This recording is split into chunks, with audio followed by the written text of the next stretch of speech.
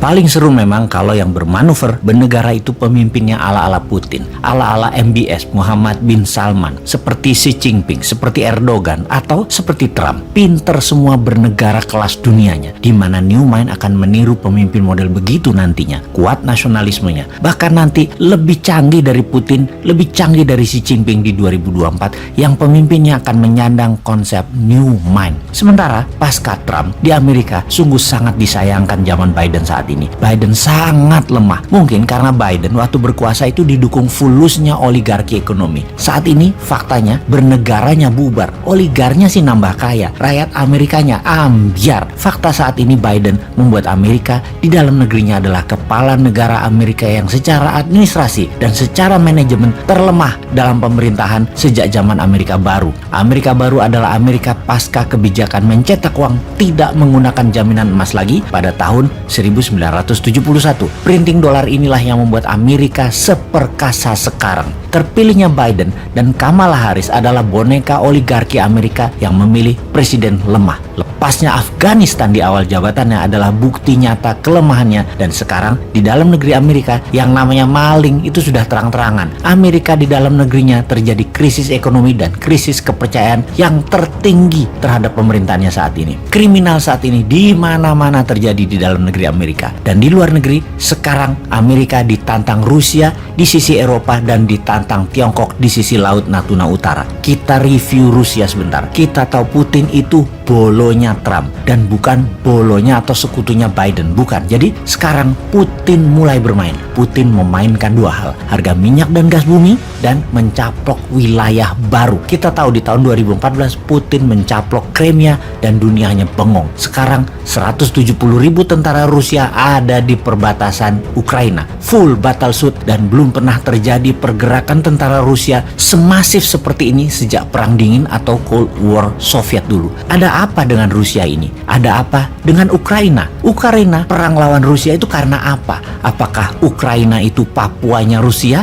Atau mirip seperti Timur-Timurnya Indonesia? Atau ambisi Putin bagaikan sakit hatinya Nazi Jerman terhadap Yahudi dan wilayah yang dipengaruhi Yahudi mulai dianeksasi digabung oleh Jerman. Yahudinya kemudian dibantai. Apakah seperti itu Putin itu? Kita akan bedah Putin dari alasannya, kemudian dari rencananya. Hal ini penting kita memahami apa yang akan terjadi, sehingga yang bagus kita tiru cara bernegaranya dan yang jelek kita tinggalkan. Nanti pada saat New Mind berkuasa, tidak seperti sekarang yang kental KKN dan konspirasi pejabat penguasa atau konspirasi peng-peng yang tidak membuat bangsa ini menjadi besar bernegaranya. Pastinya Putin yang sudah 25 tahun menjabat ini ingin menjabat selamanya, dan memang itu ambisinya. Strategi terbaiknya bagaimana? Ini ada di buku pelajaran dasar di Akademi Militer, yaitu melakukan penaklukan sebagai pembuktian dia pemimpin besar. Gajah Mada dengan ekspansi kerajaan Majapahit, Tiongkok dengan ekspansi ekonomi berbasis kekuatan negara, mengeruk habis harta negara lain. Kemudian juga Amerika, yang keduanya menggunakan soft power ala Tiongkok dan hard power ala Amerika,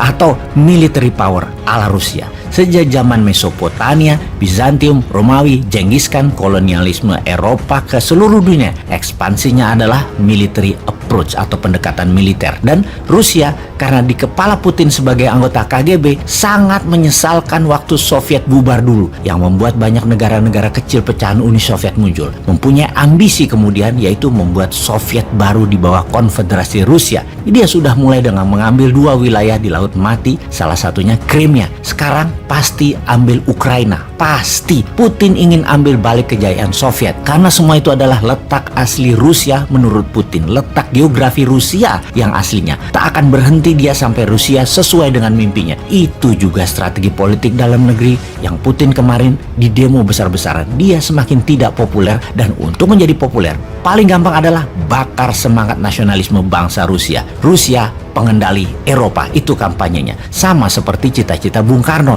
Tidak akan diam Bung Karno sampai wilayah Belanda diambil semua balik menjadi Indonesia. Dan terakhir adalah Papua Barat. Ketika Papua Barat diserahkan kembali ke tanah air, cita-cita Bung Karno tercapai. Dan itu agaknya cita-cita Putin untuk mengambil dan membangun Soviet baru. Beda kalau New Mind punya cita-cita. Balikin peta Nusantara kembali. Mulai dari Jazirah Malaysia, Filipina, sampai negara selatan Pasifik, kita akan gabungkan. Lebih agresif lagi cara kita ini. begini. Cuman caranya tidak military power, tidak soft power ala Tiongkok nyogok pejabat-pejabat, tidak hard power ala Amerika. Kita akan pakai smart power dan ikhlas power. Mereka gabung sendiri di bawah Konfederasi Nusantara. Lihat aja nanti. Baik, kembali ke topik. Dapat disimpulkan, Putin pasti akan ambil Ukraina. Perang akankah terjadi di wilayah itu? Nah, ini akan kita jelaskan sebentar lagi. Tujuan Putin ambil Ukraina adalah kembalikan kejayaan Soviet. Wilayah asli Rusia dijayakan olehnya kembali. Dirinya akan mendeklar sebagai New Tsar, gaya baru dibungkus demokrasi ala-ala, membuat dirinya pemimpin seumur hidup di Rusia. Disinilah Newman melihat peluang besar dan berharap perang Ukraina terjadi.